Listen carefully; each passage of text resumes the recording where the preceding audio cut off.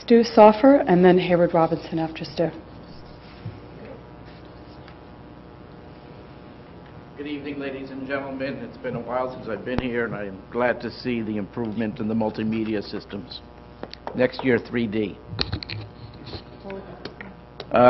Indulge me for a moment. Let me first talk about the city manager's contract. When I saw the amount of raises there, I wonder whether it's in line with the public perception in terms of what the job entails and in terms of what their own lives and what values are attributed to various jobs.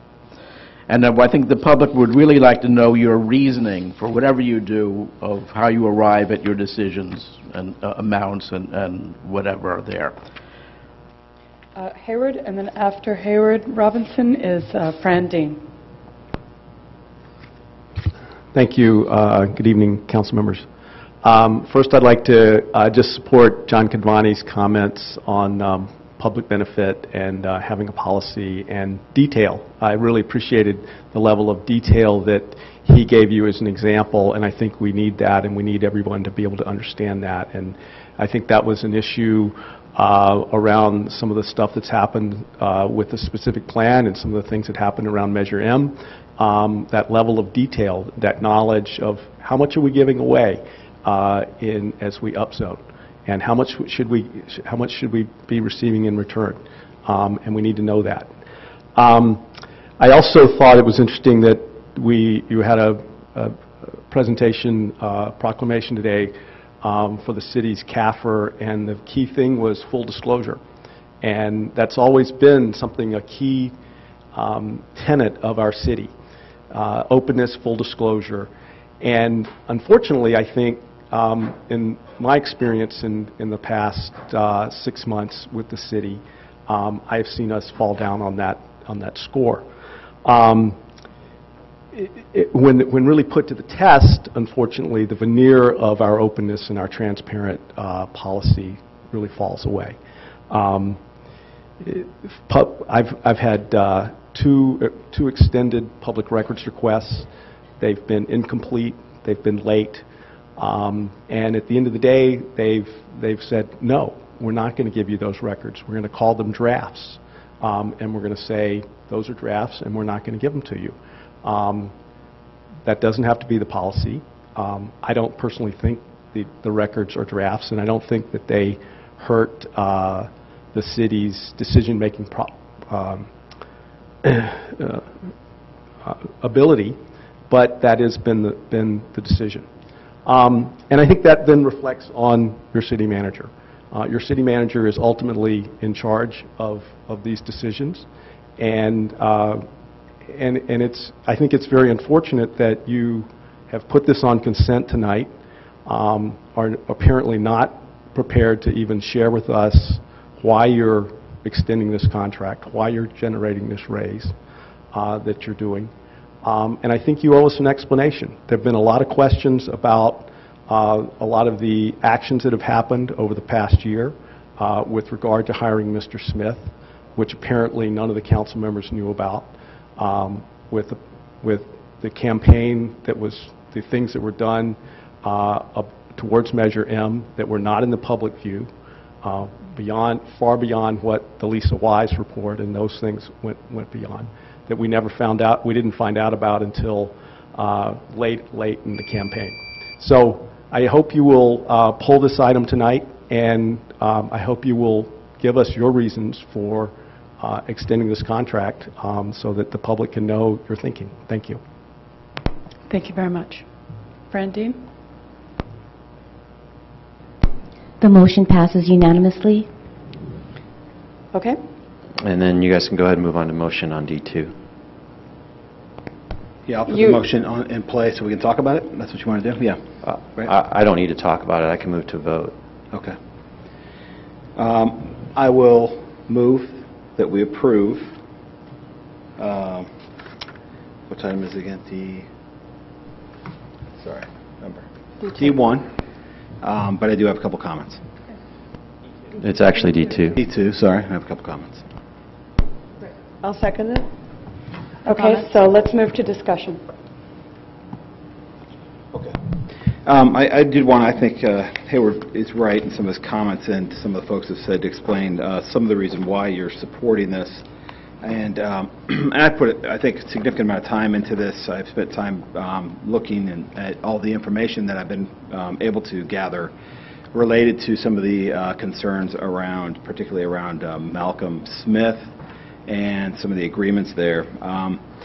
You know, and I think sincerely followed that path, and I also have inquired with the city about the delays and some of the, you know, getting the information out on time so that Hayward could evaluate it. Understanding the Sunshine Act has, you know, certain time limits on it. There's nothing punitive about it, but you know, most cities do delay, honestly, and they used to when I used to ask when I was covering some of the cities. And so I think there are some areas that I think cause enough concern for some folks that we deserve some explanation. And I do want to make it clear that I spent, I respect the folks who came and gave me that information a lot, and even though we were in a political kind of moment, there's authenticity to the concerns. And for myself, being in the industry, I'm really not in the industry Malcolm's in, honestly. It's different, but he claims to be in the same industry to a degree. And it did create some concerns for me that I hadn't known about it, and did not know that there was some consulting perhaps happening from that. What I have discovered, and what I do believe, is that there was a serious lack in communication, particularly with the mayor, who meets most frequently with the city manager about those things, and just having an open conversation about having somebody like that. I did not see or find any evidence that there was use of those materials. I could not find anything that tied that to maybe there as a mistake use of that, something that was that I think people were concerned about. I didn't see that use. I saw a lot of the same language in the public domain, but I couldn't draw any corollary between those, and I just couldn't come up with it.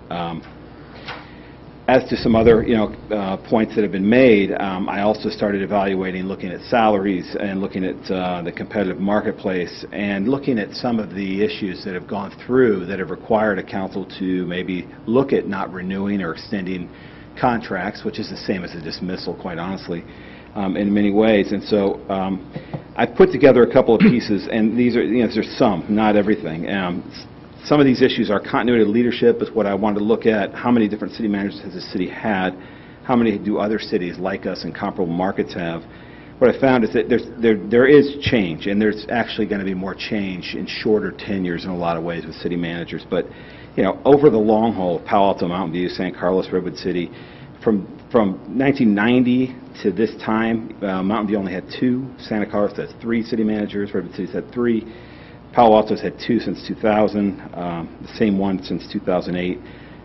We've had, if we were to make a change, we'd have 4 in a period of, from 2006, where we had the last year of Mr. Bosch, to now. So, maybe with a 12-year, put it, and you'd have 4 different ones. I get concerned about turnover. I get concerned about it starting over, looking at the redirection on those things. Also looked at costs and salaries to see where that is, and I think there are significant numbers out there that show different pieces of that knowledge, and I wanted to throw that out as well, that I didn't see anything directly comparable to some of the markets, but I did see, obviously, everybody knows that Mr. Keene makes a much higher salary, but there's also cities like Colma, cities like Clayton, for example, that are smaller, different challenges that make more. And that have a higher salary. And I think I found a good 9 or 10 cities that in this region that I'm willing to share to anybody, all of which had a much higher package, much more aggressive package.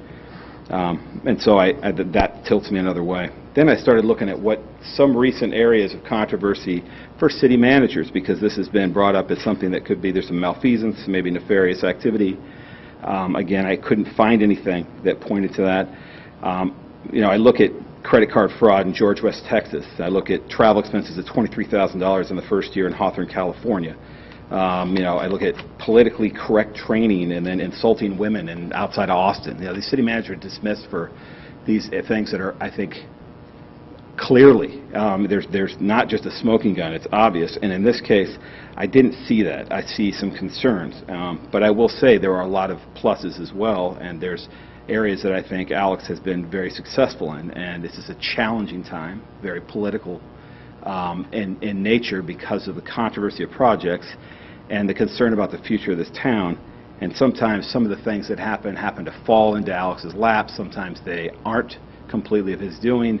It's a lot of different pieces, and I think oftentimes it gets overlooked how hard the job is. And when I decided to hire him with the council that hired Alex, it was the idea that we were going to try to put a steady person in place for a longer period of time and try to get something consistent, some continuity.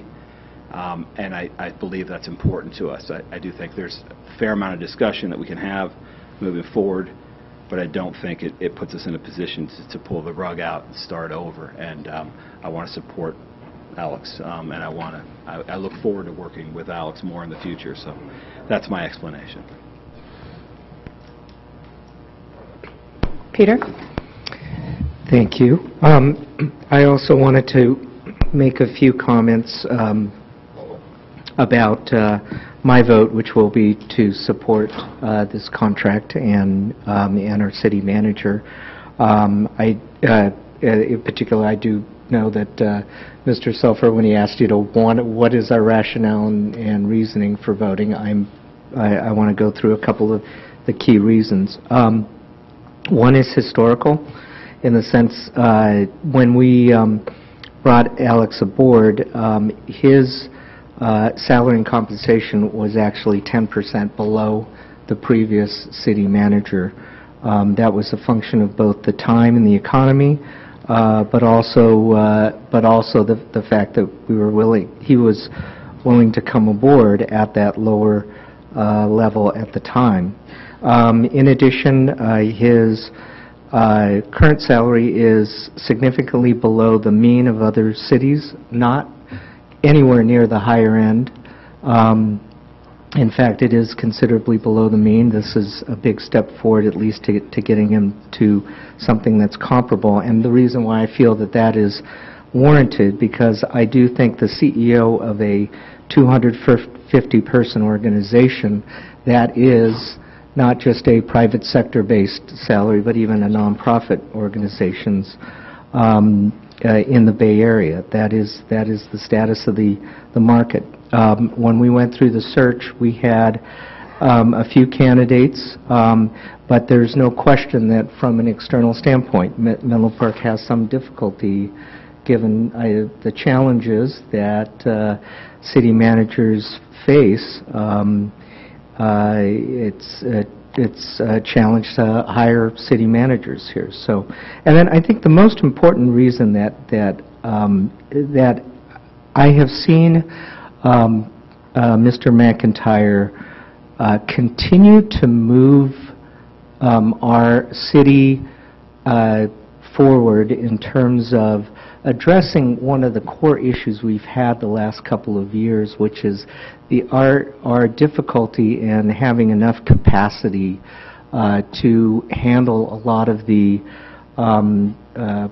whether it's development projects or other, as we'll hear later tonight, the capital improvement plans, that the projects that have been on the drawing board for literally almost a decade, and really leading this organization so that now we can actually start addressing them, analyzing them, moving them forward. I think that's a strong rationale for this new agreement, and certainly in my view, a strong testament to his leadership of the organization. So I will be supporting this resolution. Thank you. Kirsten? Thank you. Yes, Alex, I'd let you know I am supporting the contract tonight too, and I'm happy to share why. And Hayward, thank you for speaking, and Stu also. Hayward, I did meet with you and Patty, and I took your issues seriously when you presented the binder to all 5 of us. Also, went through that binder. I called Steve Wagstaff after he issued his statements and made sure that he had everything that he needed, especially after you had called me to talk about that. And went through and did my due diligence also on the issues and felt that there was nothing that was done that was incorrect. And I know you have issues with the delay in the Public Records Act and some other things. I understand that. But I also will be supporting the contract tonight. And there are a couple of other reasons. When I look, well, first of all, I think, Alex, you've done a good job here. You really have. I know it's a tough town. And I just sit here and look across from me at all the people that you have hired since you have been here. And, Jim Kogan, Nikki Nagaya, Jesse, I won't name everybody, but I mean our police chief, you've made some really great hires, and I am very thankful of that. I know as we're looking at hiring more people for our community so that we can take on some of these projects that have been delayed over the years, which is why we do have about 80 projects that have been delayed. So I look at that and I trust that you will continue making good hiring, thoughtful hiring decisions, like the people that I see here in front of me tonight who will be presenting on different issues tonight, and I do appreciate that. It was a tough year, and I think it's always tough. I think that I like the statement about it's messy in the middle, and when I think about all the things that we're doing in Menlo Park right now, all the changes, the development things that are coming forward, because this is sort of a busy time, it is uncomfortable. It makes us feel uncomfortable because it is messy in the middle. And we have to get through, we have to have lots of discussions, and we will. We have a great community of residents who are engaged, and I thank those of you here tonight who come and speak to us and send us emails and are so engaged, because I think it makes our community a much better place to live, and it's wonderful to have everybody's input. Whether we always agree or not, that's okay, but I think it's good to get everybody's input and have discussion. And John Kidvani, thank you, I think he left, for his analysis tonight. Certainly public benefits is going to be a huge issue as we do our general plan update, and I think we're up to the challenge of doing that. And then, so aside from the fact that I think Alex, you're doing a good job, and you've got a tough, it's a tough time right now. We're doing a lot of things, but I also did look at salaries and the salary compensation. And as Peter said, when we originally hired, we said we're not going over 200,000. It was the economy was still having trouble. I'm saying a base salary of 200,000. So the base salary was 199, and then we had other things such as the home loans, which is very typical in this community, in this county, and Santa Clara County. But the salary was a sticking point for us, and we stuck with that. And now we are bumping it up, but we're bumping it up. But when you look around, you can see attachment B in the staff report tonight, and look at what Portola Valley's paying, what Woodside's paying, what other communities are paying. And we're still, we are still below that. So we do what we can here, and I like to see continuity as well. I like to see the good hires that are made, and I'm looking forward to working with everybody, residents and staff and the city manager, to keep moving forward on really great projects for Menlo Park to make Menlo Park a better place to be. Thanks. Thank you. Did you want to say anything? All right. I guess I'll say something then.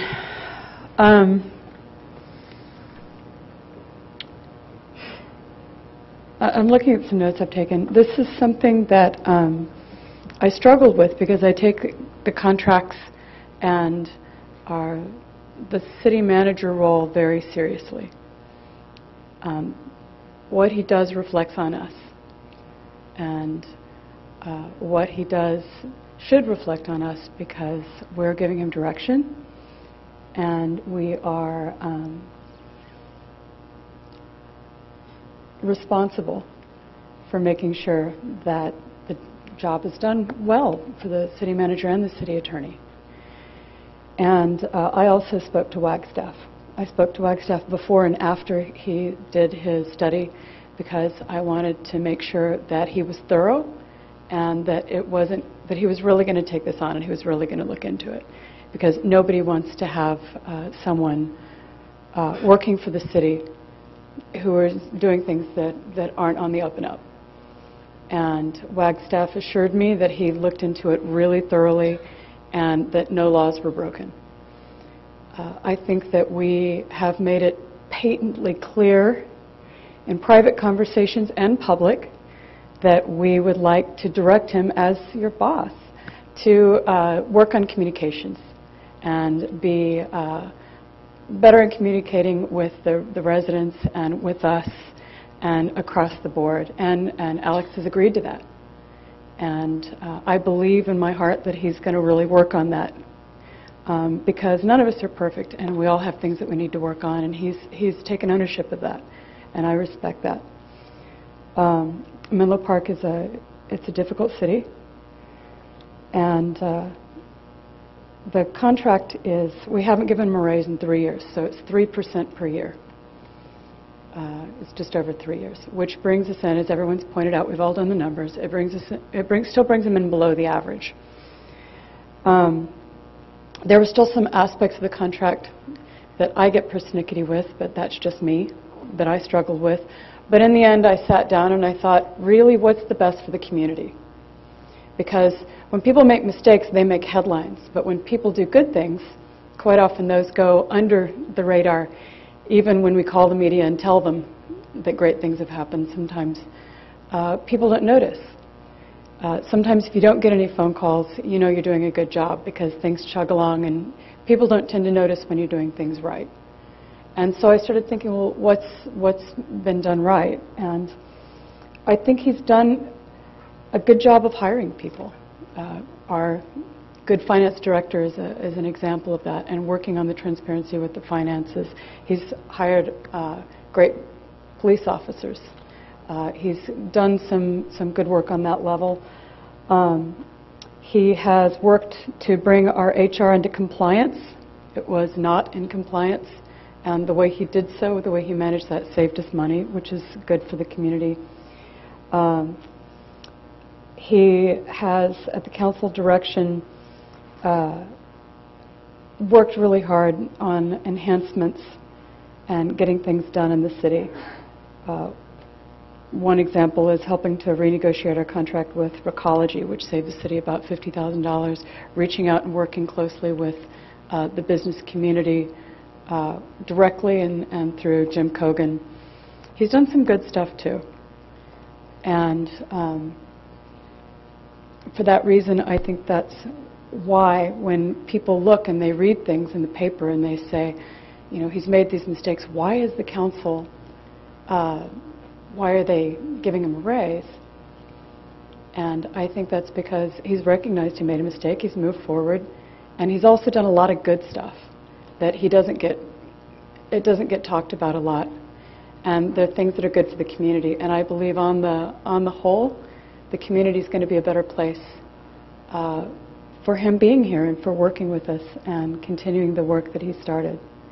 And he's had a rough year himself. And we've talked about him staying for the 2 years, and I believe he'll do that. And with all this, I should have prepared a proper speech, but I didn't. So I'm just talking you through my thought process in going through this. And I want to say that it wasn't an automatic decision on the details. And we met and talked about it at great length. And I think that I can say it was done with a great deal of thought.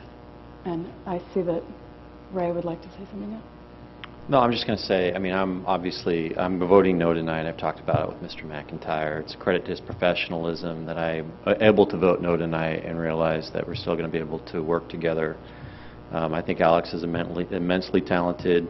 That being said, you know, I have some concerns about the fiscal philosophy and some of the errors that were made during my term of mayor and the communication that took place both between he and myself.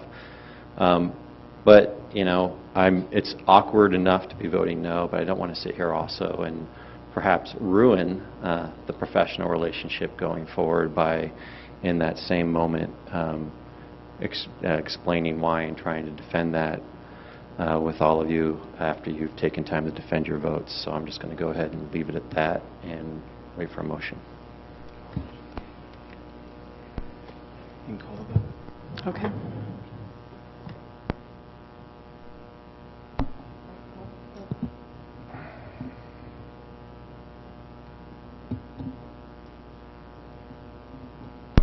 The motion passes 4-1. Councilmember Mueller dissents.